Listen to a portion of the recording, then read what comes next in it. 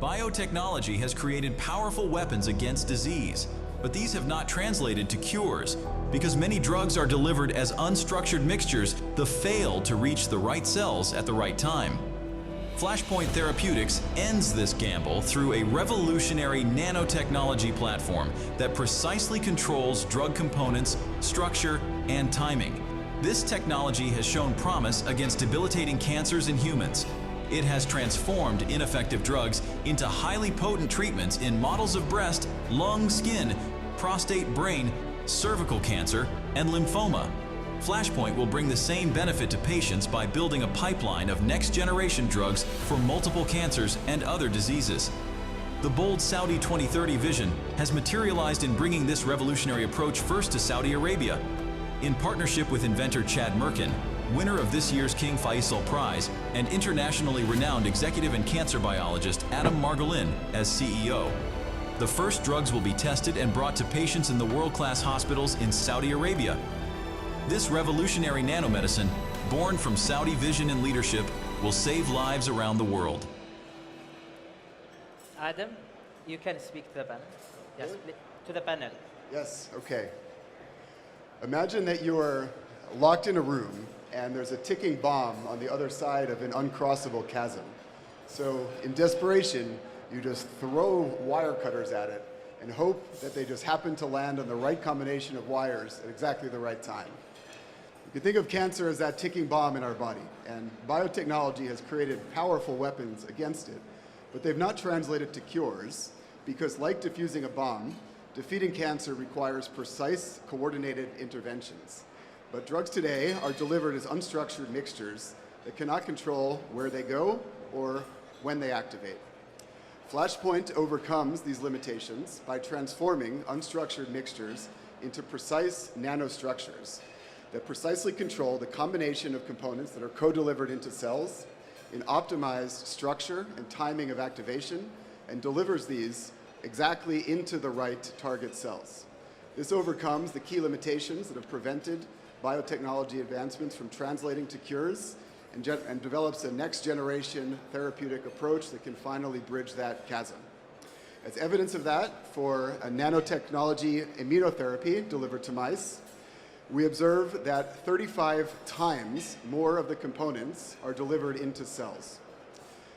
We achieve 70 times more potent activation of anti-cancer immune response, and we achieve 350% increased killing of tumor cells.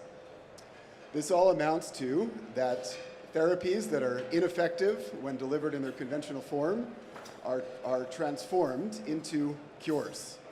Not just for one example, but in fact for all 9 mouse tumor models that we've tested to date, the same components that are ineffective in their conventional form are transformed into highly effective immunotherapies, at times reaching up to complete cures. And this approach brings hope even to patients suffering with debilitating, life-threatening cancers. A study performed by a previous group before Flashpoint has shown that even patients with life-threatening, incurable, terminal, metastatic cancer was cured by nanostructure technology. From the business side, the approaches currently in this sector have given rise to multiple multi-billion-dollar companies, but these have not translated to curative therapies because they all cannot overcome this chasm of key technological limitations. Flashpoint overcomes all of these because we're developing a new, rationally designed nanotherapeutic that's unlike anything that has come before. Thank you, Adam. Okay. If the panel has any questions for Adam, Your Excellency, Lubna.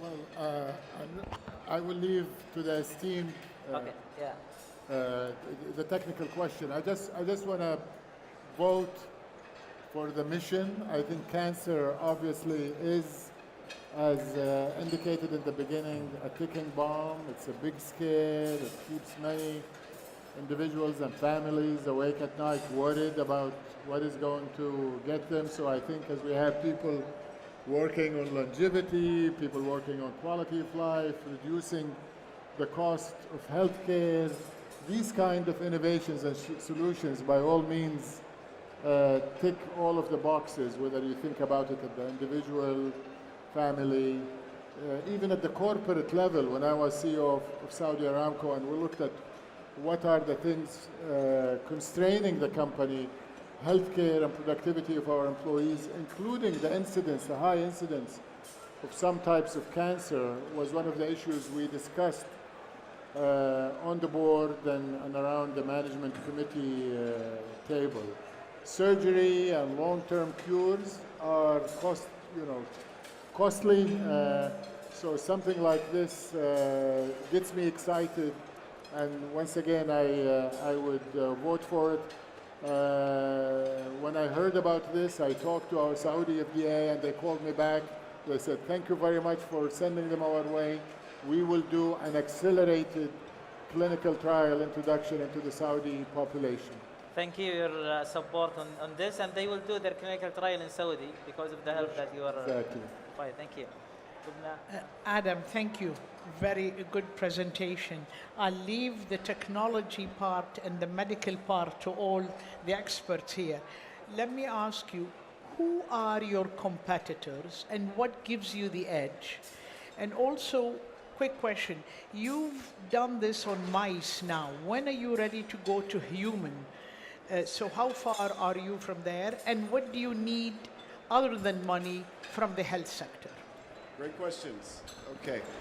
So competitors, so on the previous slide, there's two primary sectors that we can compare to, cancer immunotherapies or vaccines, and then drug delivery in general. The competitors are listed on the top. Moderna, BioNTech are some of the big ones, Alnylam and so forth in drug delivery. They're using technologies primarily based on lipid nanoparticles, as well as other ones. Our technology overcomes many of the limitations that they have faced, primarily in terms of accumulation in liver, not being able to be delivered to target cells, not being able to co-deliver different combinations of therapies. So we listed the matrix up here and why we overcome many of the key limitations that they've faced. In terms of milestones, other great question that's coming up right here. So first of all, all-star team from across top universities across the country. Milestones, seed round led by Beta Lab gets us to our first clinical candidate being ready for clinical trials. We will have a clinical candidate ready within 1 year, and then it's depending if we can do an accelerated clinical trial in Saudi, we can do it then. And then phase 2 is a broader pipeline. We'll have multiple phase 1 and 2 clinical trials, which will be actually ahead of the competitive companies that at the time of any of their IPOs. We need one more comment or question before we move to the next one. So let me stay very focused, right? You've got the IP essentially to be able to take an effective molecule and target a very specific cell type. What gives you confidence? I mean, cancers are notorious for figuring out how to get around the therapy, right? And that's recurrence. How are you thinking about the right combination so that you minimize the chance of recurrence? I'm always cautious when you say cure, right? Cure over what time frame? Cancers do come back. Yeah, so the one example that we showed was complete cure long-term to the extent that they followed the patient, no sign of recurrence. So that was one example. Of course, that doesn't happen all the time. The beauty of the platform is that we can actually target all of the escape mechanisms because we can co-deliver multiple components in the same structure. So we can deliver molecules that target the escape routes, that target the drivers initially, such that when the cancer overcomes one of them, we'll have other weapons that are co-delivered at the same time. What we're doing now and how we optimize that is exactly by testing those different combinations of components and then looking for which ones have long-term durability in the preclinical models and then doing that in clinical trials. That's what we're doing for our first candidate. That's the work over the next year, and then in 1 year we'll have an optimized multi-component construct that will be ready to target multiple of those escape mechanisms. And Thank you, Adam. Are you at the seed round or the Series A round? We just closed our seed round with Beta Lab. Thank you, Adam.